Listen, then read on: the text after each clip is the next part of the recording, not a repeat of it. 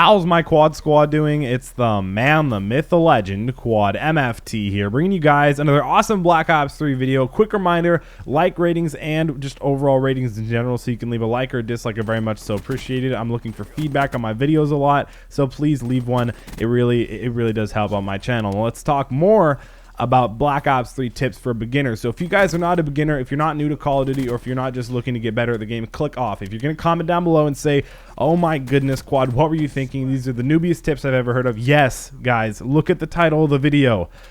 This is going to be giving tips for Call of Duty Black Ops 3, especially for beginners. Now, I'm not saying you can only benefit off this video if you're a beginner for Call of Duty. You can benefit if you're the best player in the world. I mean, I don't really know that, but seriously, you can benefit even if you're not a beginner. So make sure to stay tuned and watch this whole video. The first one I gotta give you guys is you probably want to use a low sensitivity. Unless you guys are snipers going for feeds and trick shots, you're probably going to want to use a low sensitivity. Personally, I use 5 vertically and 5 horizontally. I'm basically going to keep that the same the whole time. Most good players, most pro players play under a 7 sensitivity up and down. So I would suggest anything under a 7 and above a 1. You know, you could play with a 2, you could probably do okay with that. You could play with a 3 and do fine. 4, 5, 6, 7, 8, 9 and above that is probably going to be, I don't know, it's just a lot harder to aim. Trust me, you will not regret moving down to a low sensitivity. I know you'd think like, whoa, shouldn't the pro players play on the highest sensitivity? I feel like they'd be most used to that. You'd think that, but trust me, go watch some Optic Crimsix gameplay. He does not play on a 20. Now let's talk more about the mini map. You need to be looking at the mini map. I don't want to say constantly, because obviously you don't want to constantly look at the mini map, but you should definitely be checking up on it every few seconds.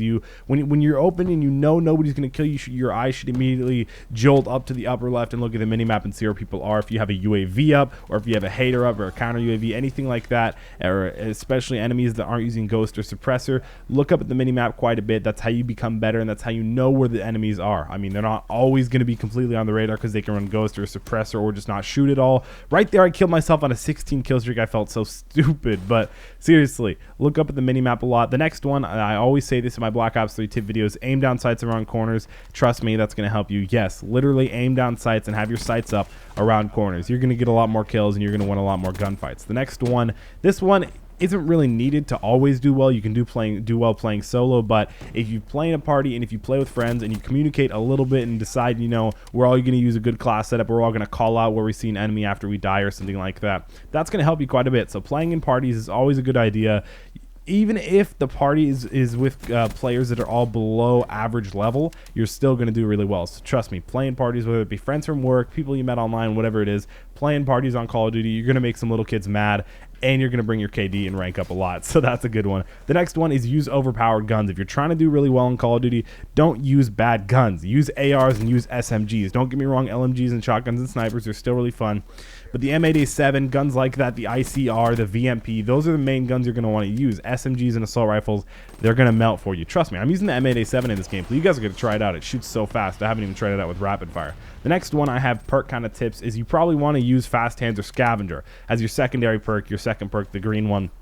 Those are really, in my opinion, the only 2 valuable ones. I used to think Annie Up was good, then I realized it barely does anything. So try out Fast Hands or Scavenger if you're trying to go on a big kill streak or score streak in general, or go for a big score streak. The next one, and the last one, is you got to use your specialist quite a bit. You'd be surprised. As you can see in this gameplay, I chose Gravity Spikes, which I don't think is really that good for TDM. It's really good for hardpoint and domination. But trust me, use your specialist, things like the Annihilator, Combat Focus, that one's really good for getting a lot of score streaks. Gravity Spikes, they're really good.